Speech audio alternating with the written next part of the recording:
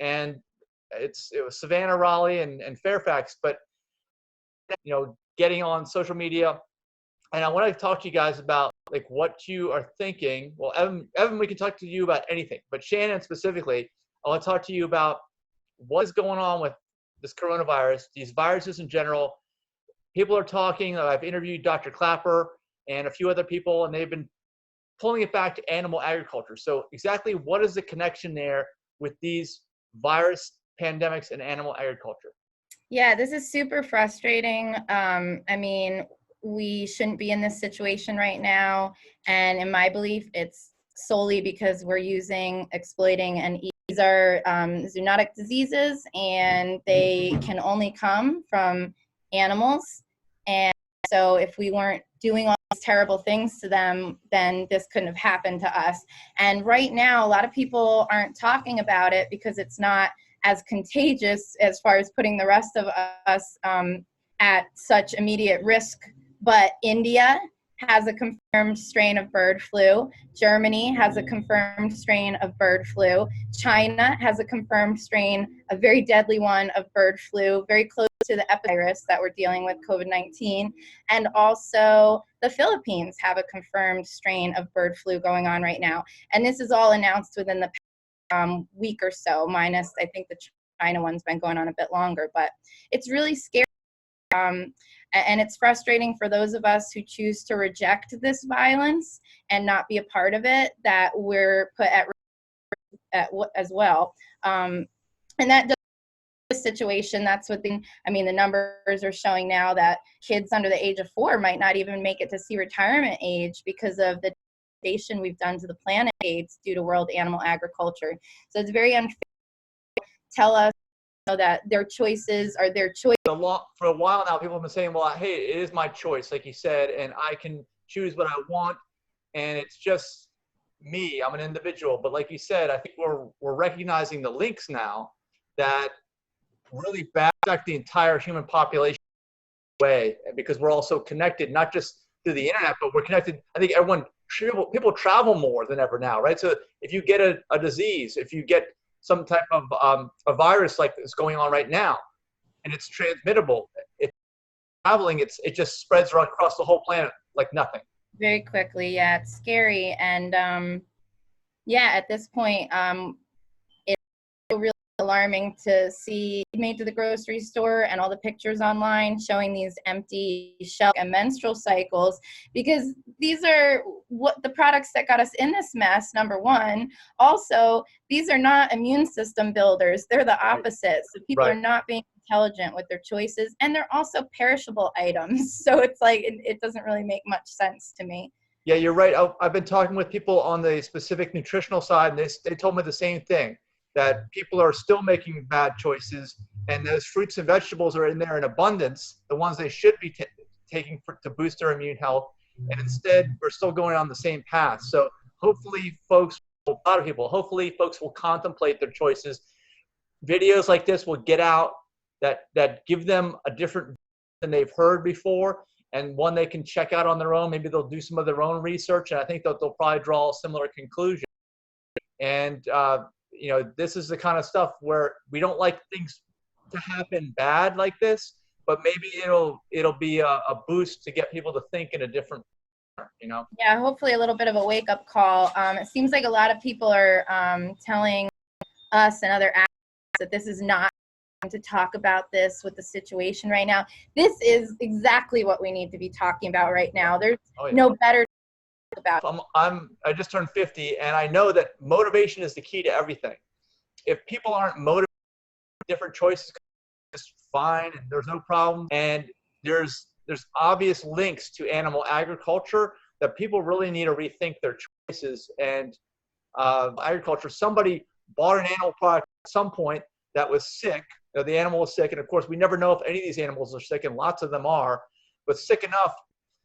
Yeah, people are always have this different image in their heads, but Evan and I have been to so many of all different sizes, everything from backyard operations to the largest pig farm in the country, to these places.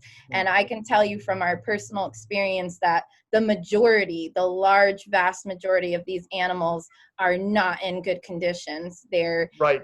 Correct. covered in feces, they're sick, they're vomiting on the trucks, they're foaming at the mouths. It's horrendous. And it's Yeah, just, I agree. That's a great point, you know, because I've told this to people recently. I was like, if you're eating animal products, how do you know that this product that you got from an animal, that animal wasn't sick at the time it was slaughtered, or it wasn't sick, it didn't have cancer?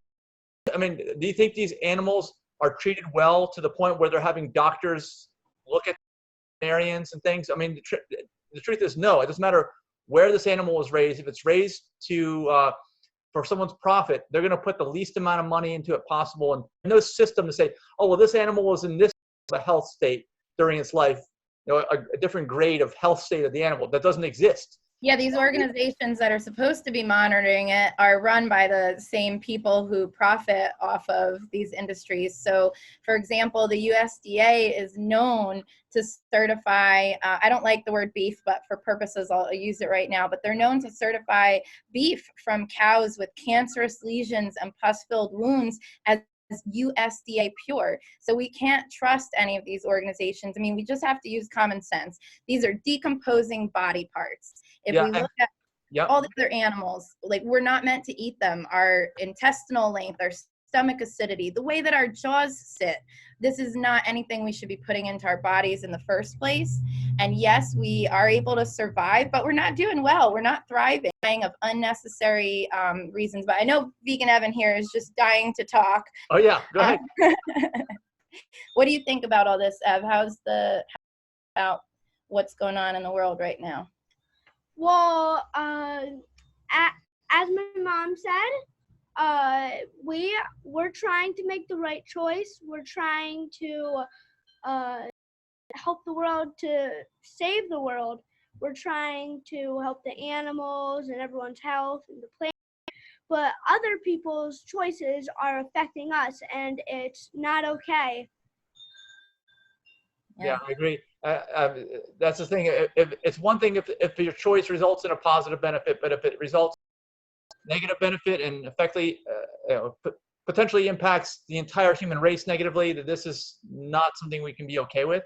And Shannon, I want to go back to one thing you mentioned about, you said the USDA might certify something as okay when they see an obvious thing. Now think about, this is what I try to think about, you know, how can I convince someone of this? Well, that's obvious if you can see it. But we all know that most medical conditions you can't see. You have to get an image or x-ray. So that doesn't even take into account any of that. They have no time to check, to x-ray each animal to make sure there's no cancer growth or infection or whatever else inside. They have no idea. Lab work or anything like that. Right. So there's no real real diagnosis that we would ever think is acceptable for anything in a human. In these animals, not really. And so you just have to assume that you're putting unhealthiness into your body. You know, it's unfortunate on so many levels, but I try to get people to think, and that maybe that will convince them. So, Evan, also, you know, you're doing a great job as well getting the message out to kids, because people see you and you talk in an intelligent manner and you talk in a way that makes sense. I mean, I just want to thank you for everything that you're doing to help people, animals, and the planet. You know, I think you're doing a wonderful job. Thank you. Thank you.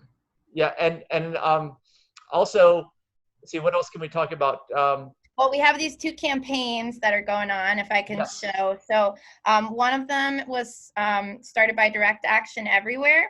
And so right now, they are asking everybody to take the Cancel Animal Ag Challenge. So if you type into social media, hashtag Cancel Animal Ag, you'll see pictures and different things that lots of people have done to raise awareness. They're also asking that everyone please tag California Governor Gavin Newsom, because he seems to be one of the people who is taking the coronavirus a bit more seriously as far as what's happened in California so far in comparison to the rest of the country with the lockdown and all.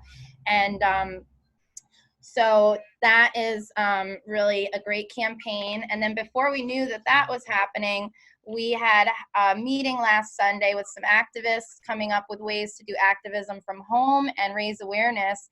And this is another campaign. Now, it's very important that anyone who participates in this does caption it, because we don't want people to think that we are just trying to push an agenda here by confusing people and making them think that if they eat any animal product right now, they're going to automatically get COVID-19. That's not what we're saying. We're saying that, yeah, eating animals and using animals is what is causing every single one of these zoonotic diseases, and COVID-19 and all coronaviruses are zoonotic. So we need to raise awareness. So for that campaign on Facebook, there's a new page called Signs for Change, Animal Rights Advocates. And we're going to run this first one for about 2 weeks. And then every Monday past that, we're going to try and come up with a new sign to raise awareness, to flood social media, especially during a time when we're all stuck at home. Yeah, I mean, when we have people's attention, it's like almost like a captive audience right now. This is a time to do something like that for sure. So yeah, you guys are doing great work, and just keep it up. I mean, we'll hopefully be doing some more interviews with you in the near future, find out about how things are going with this. But in the meantime, just know that your efforts are I think being fruitful. That's the plant-based way to look at it. and you're helping out for sure at a time when people really need to re-examine their habits on a number of levels. And this is just bringing it to the forefront. I really do hope that people don't waste this time, and if they've got time on their hands, just end up. Sometimes that's what people do, but at some point, we need to recognize. I think as the world progresses on, we become more and more connected. It's so important for us to consider the greater good, and to consider what is going on in the world, and how we could have a positive or negative impact here. And so you guys are doing a great job, and thank you for being out there. Thank you, Mike, for all the hard work you're doing. You're really working diligently to try to help people to learn what's going on right now. Yeah, well, I consider it a privilege. I'm just glad to have work like this to do. I'm sure you are the same. And just trying to get experts like you all are experts in this area of animal activism, and just get experts at every different level. And every time I interview more people and talk to more people, the response is the same. I think we all know what we need to do. The only question is, how quickly can we get this information out to people, and how quickly can people act? And hopefully, with more efforts, people will act more quickly. Yeah, I just want to ask everybody who might be watching, if you're not already vegan, please go vegan now and help us to prevent the next pandemic from happening. There are far worse pandemics that are brewing in factory farms right now, and we need to put an end to this. We have every single reason to go vegan. If you love your friends and your family members, please stop feeding them body parts and secretions that are not healthful for them. If you care about the environment and the planet that we all share, please stop buying things that are causing the most devastation to it.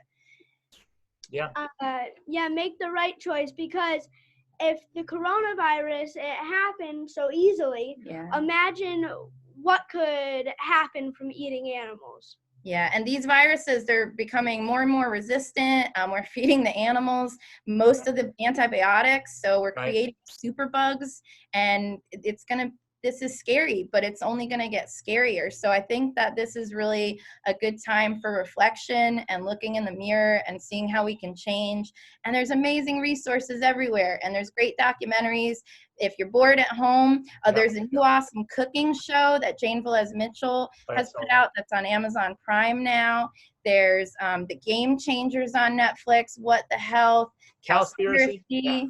There's so many, and we can really just all take this time to educate ourselves, and just nobody needs to feel guilty about their past choices, because we've all been raised into a world where this violence has been normalized. It's not our fault. But once we know better, we can do better, and we have to stop being so resistant to positive change. Yeah, open-minded. I mean, it's very important for people to have an open mind. People need to know that they don't know everything. I don't know everything. I'm constantly learning in this movement. I feel like, well, I turned vegan 6 years ago. I guess that's it, right? Well, no, because there's so many different levels to this. And I feel like the more I learn, the more it convinces me that this is the right path for people to go on, Definitely. Yeah. Yeah, I haven't eaten an animal in over 23 years. Yeah. I've been vegan over 4 years, and I'm still learning every single day. And I sometimes have very strong opinions, and when I find out new information, I evolve. And that's what we should all be doing. And there's awesome resources online. Amazing free vegan starter kit at milliondollarvegan.com. If you want to sign up right for the starter kit, milliondollarvegan.com/go-vegan. There's the free challenge where they'll even provide a nutritionist for free, challenge22.com, which people have been very successful with transitioning through that program.